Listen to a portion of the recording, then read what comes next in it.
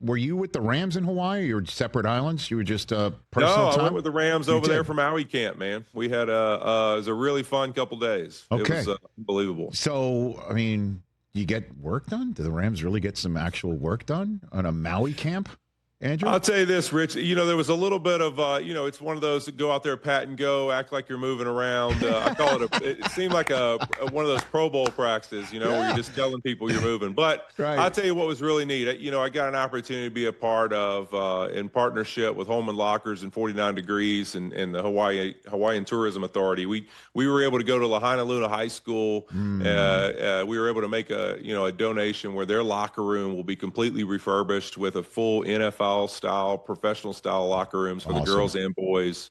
It was really neat. Got to have a lot of their young student athletes there for the announcement. It was really cool to see their excitement for it and just to feel that love and appreciation from their side, and also just to get a chance to put some smiles on faces, have some fun. We did NFL Play 60 yesterday. It was a lot of fun. And then I took the boys out. We played some golf, me and Stafford and Devante and Higgs and a lot of those guys. So we had a good time. Well, a couple of things. Number one, that's part of the reason why you got that beautiful trophy over your right shoulder is the community mindedness of that you and obviously the organization that the Rams supporting it have.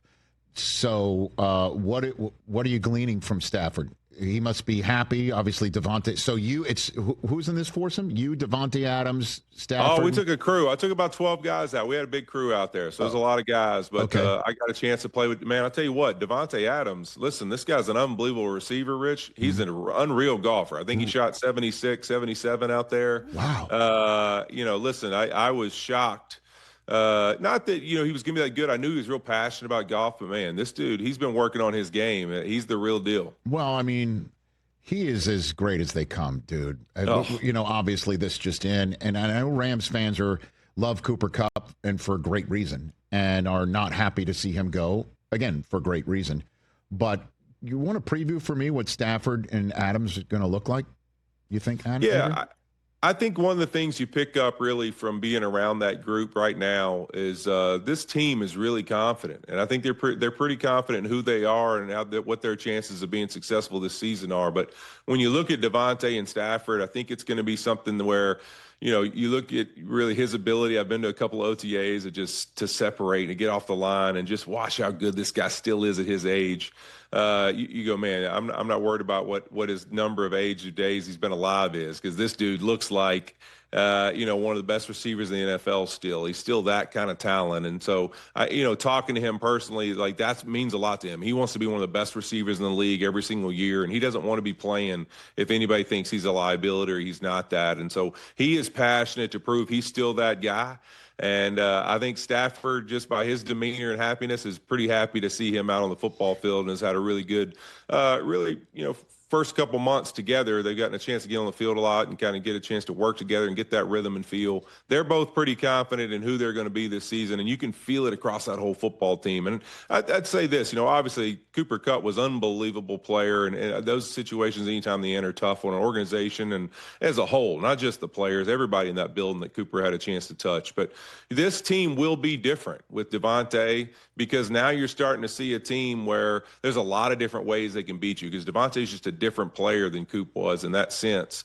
Not about how good he was, but a different situational guy. I mean, a one-on-one nightmare. And so I think it really puts this team in an ability where they can run it, they can throw it, they can do stuff with Puka and really focus on him. And then when they get in those situations on third down and you want a one-on-one isolation guy, Davante Adams can win. And so I think that it's going to be fun to see what Sean McVay does with this offense, because I think they have a lot of different ways they can attack you. Hey, man, listen, I say this with the ultimate of respect. Davante Adams, in my mind, he's going to be a Hall of Famer. First ballot, I don't know, because it's wide receivers. It's always weird, wide receivers being first ballot or not. Pass catchers in general. I mean, Antonio Gates is another one. Like, how was he not first ballot? But I'm saying that to wind up for this pitch is I don't know the last time Davante Adams was the secondary receiver or not the focus of the passing game and can operate under the radar because of it. Because Puka Nacua is a top 5 receiver in the National Football League. Hands down, Andrew. And I'm wondering how that's going to look, man. Like, that is dangerous. If this line can be healthy, because we all know this is a run-first offense to begin with. Everybody healthy. Maybe Kyron gets paid. I don't know, man. Like, this is an under-the-radar Super Bowl contender as far as I'm concerned. There's no doubt about that, Rich. I would definitely put them in that category. You can just, in that building, being around them this week, there's a confidence that these guys carry of who they think they are right now and where they think they can go. And you can definitely feel that. It's different, and so I could tell that they really believe this football team is built, if it stays healthy, to try to go after winning a Lombardi. And there's really not that's like, hey, that's the only thing we care about and the only thing we're saying. They really have this arrogance in the sense of in a good way of, man, you know what? We're a good football team and we're going to go to work every single day, have a whole lot of fun doing it. You think of some of the human beings that you're talking about. When you talk about Puka being a top receiver, he's also a top-notch, just vibe human. Like, when you're around Puka Nacua, it just seems like it's sunny outside and 76 degrees out there. I mean, that's just who he is. He's just the guy he is. And so all week watching him at Maui camp, running around with kids, so excited to be there, the energy he has. He's not, oh man, I have to be out here.